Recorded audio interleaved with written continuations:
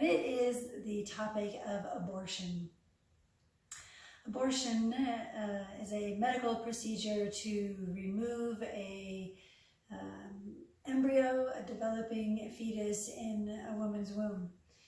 If the fertilized egg is left in place, then of course it develops into a baby. I just wanted to share with you that several years ago, my uncle died of heart disease. And over the course of, like 10 years, after a lifetime of eating beef and pork and limited exercise in his older years, he had a heart surgery and different types of medication, and he died a couple of times, and in the ambulance they revived him, and he's been hospitalized, for weeks and weeks on end, and the only people who really care about him is his wife and his immediate family. When you get pregnant, the entire world doesn't really care about whether or not you have a baby or you don't. But your significant other, your spouse, your immediate family, they are very interested in whether or not you have a healthy baby. So what do these two topics have in common? Well, on an annual basis in America, about 500,000 people die from heart disease every year. And by those same statistics in America, about 500,000 women have an abortion every year. Yet, you don't see people storming the Supreme Court and protesting and turning this into a political arena of topical debate when someone dies of heart disease. But if someone has an abortion, then suddenly it becomes, covering the news is all about abortion rights. You have your pro-lifers and pro-choicers, and why? Why? No one is storming the Supreme Court and saying end the cattle industry, which is a prime contributor to human heart disease and various other dysfunctions of their anatomy. But you do see people storming the Supreme Court and marching and rallying if women get an abortion. Well, I'm going to share a little information with you on why that is important, and it has absolutely nothing to do with it being a medical procedure, because both a heart disease and an abortion are a personal choice health medical procedure. Back in the 2nd century, Christians were the first ones to regulate and mandate some form of birth control. And that fluctuated over time. Again, the Pope in the 1960s actually issued a mandate saying that artificial birth control was evil. And I was curious where the Pope, where Christianity at all, gained the authority to tell a woman how and when she's allowed to have a baby. If I can't tell you and dictate to you if you are allowed a medical procedure such as a heart bypass or a kidney transplant, then why are you, any of you, allowed to tell me, even the Catholic Church, to make a doctrine of it, to tell me what to do with my body? And the only reason that they started to do that back in the 2nd century was to gain population control. it's not any kind of weird theory. It is written in their doctrine that they took over control of a woman's body. Just like in St. Paul's letters, he mandated women could not speak in church. And from that onset of Paul's Christianity, then women have been suppressed and oppressed in this society for like over 2,000 years for the patriarchal male-dominant religion of Christianity, most specifically Catholicism. So I couldn't really figure out why they care so much about population control. And then when I realized that it is the second or the largest grouping of adherents to a religion in the entire world, what I was starting to see was world dominion. What I was seeing was if we saddle the woman with jobs and responsibilities and a plethora of children, then being key to awakening Kundalini and evolving, she would be too busy and too tired to do that. And so the males would have dominion for several thousand years. But once you bring the woman up to God's created equality, then women aren't going to have babies continuously. They're not going to sit and be stay-at-home moms and dedicate their life to motherhood, which is a great endeavor, I know. However, it is not the only thing that women were made to do. In fact, the Christian church actually knows that it is the woman that is key to enlightenment and the return of God to earth and the perfect balance of humanity. They knew this in the early days, and they tried to suppress it. So as it comes back to a medical procedure in America, years ago, I have a degree in psychology, as many of you have known from my other videos, and I was working in foster care. And one of the individuals on my caseload at that time was a 12-year-old girl. The facts of the case are this. She's 12 years old, she's Hispanic, she's Catholic, and she had just had a baby. I was shocked. Here's this little girl, really, this little girl, 12 years old, and she had just had a baby. So what did the state of Colorado do? Her family, being Catholic, you can't get an abortion, so she had to have this child. The state of Colorado moved in, and they took her away from her family, and they put her in foster care with some foreign family. Then they dialed out thousands of dollars every month to support her, to pay for the foster family, to make sure that she is now in education classes, and not just sex education classes, but she has to be well-rounded in her education by the state, so she has to take extracurricular classes such as learning to play the piano and any kind of sports activity. And the state of Colorado has become her surrogate parent and the grandparent of her infant, while her parents are allowed visitation to their own child. Now, her parents had other children. In fact, they had a rather large family because they could not practice birth control. And so both parents were working.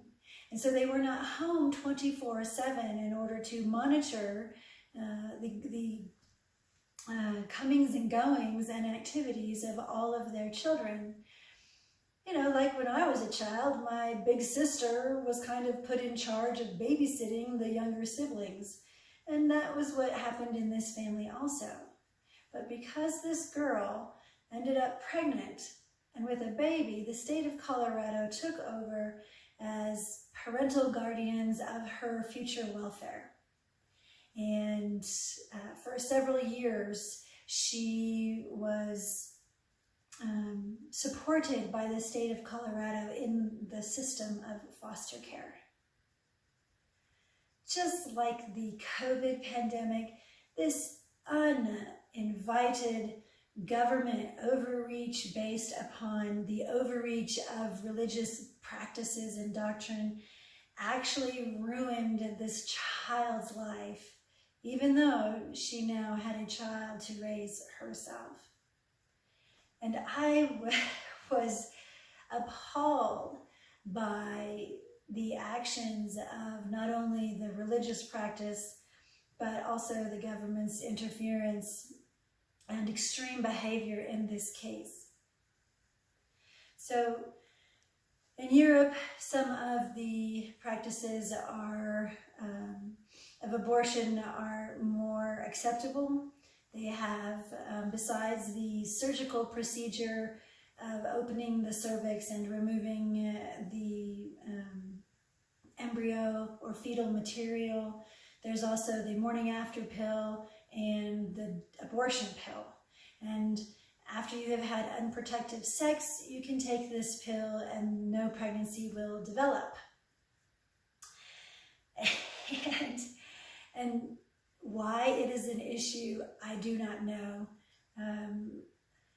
It is only because of the patriarchal dominance and control over the feminine, which of course we have seen changing in the last 30, 40 years.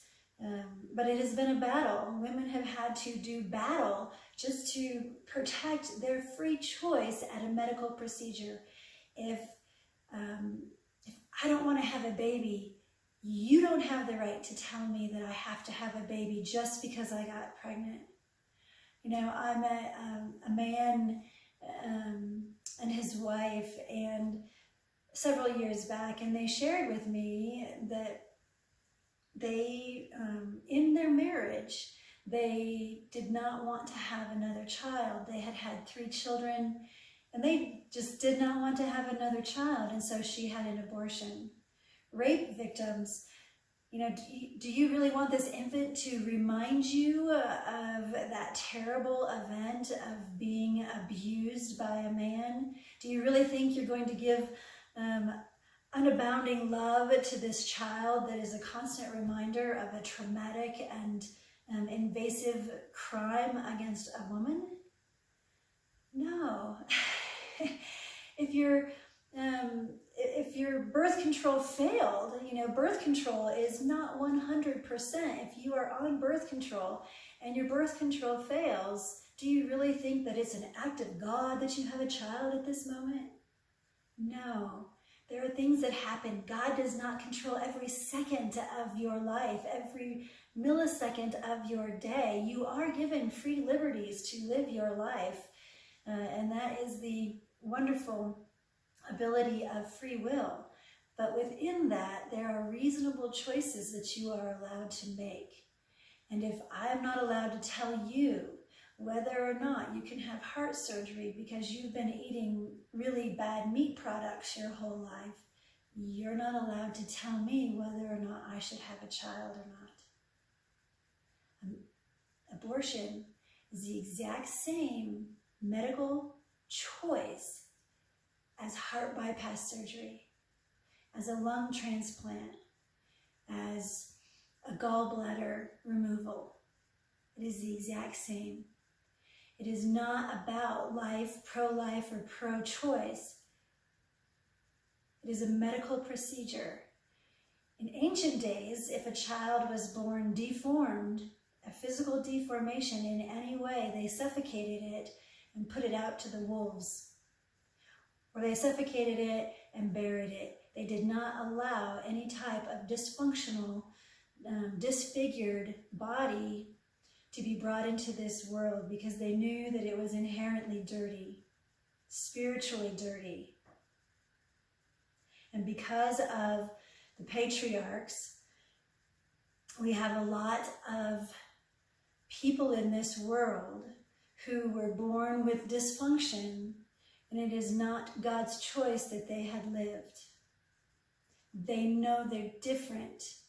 I met a girl who was physically and mentally impaired, and she told me, I wish I were like you. They always know they're not physically like the rest of us. Can you try to provide for them a decent life? Yes, you can. But they always know, they always carry that baggage that says, I'm not like you, I'm not as good as you. And that is one of those chakra dysfunctions that affects not only that individual person, but all of society. I know many of you have very strong views one way or the other, but if it wasn't for Christianity, you would not hold that view at all. You would simply see pregnancy as the ability to have a baby or not have a baby. There are many babies that are born full term that still die. Crib death, stillborns.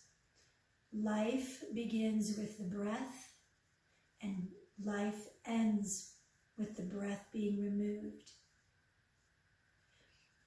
I believe it is 9 weeks, 8 or 9 weeks before the fetus actually develops a heart.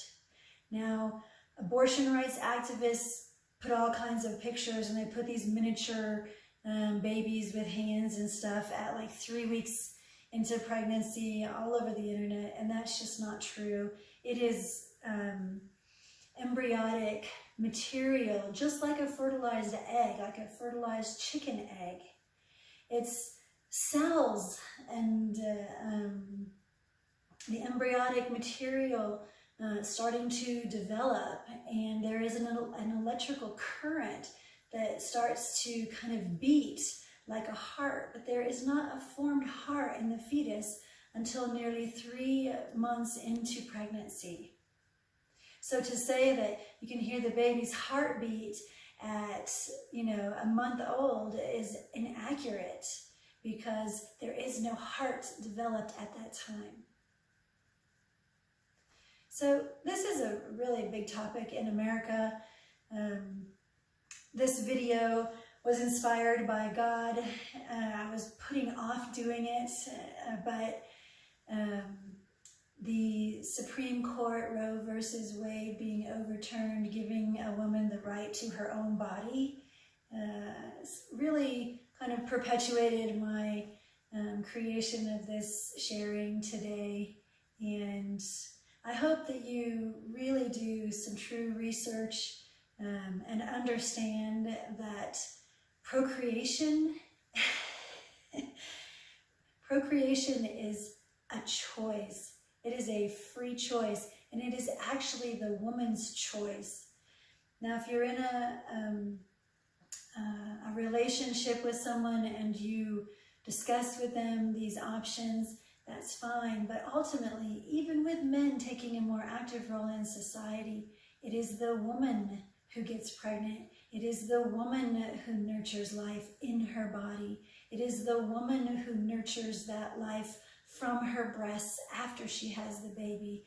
It is the woman who has the primary responsibility to raise that child then into adulthood. No matter what you say, no matter how you look at it, it is still the woman who is responsible to create life. And God designed it that way for a reason. The man is the helper. The man can help provide. The man is there to balance the feminine energy. And I know in today's society, a lot of men are raising children on their own and are taking a very active role in raising a child, and it's not just a woman's work kind of thing. But what it comes down to is that no matter what, having a child or not having a child is a woman's decision. She is the one who is primarily responsible for it. Yes, it is the will of God on many occasions that a woman have an abortion. Maybe she can't provide for that child, and then you bring a child into the world of a slum or poverty. Is that the will of God? No, it is not. It is the will of patriarchal suppression and oppression of the feminine freedoms, specifically in America, but certainly around the entire globe. Women are equal to men in every way. We are intelligent, creative beings. We are actually emotionally, generally more stable than a man when it comes to caring for all of society. A woman has been given the ability to create life or not to create life by God, the ineffable one above. And all of religion and all of government and all of the politics need to stay out of it. Thank you very much. Have a beautiful day.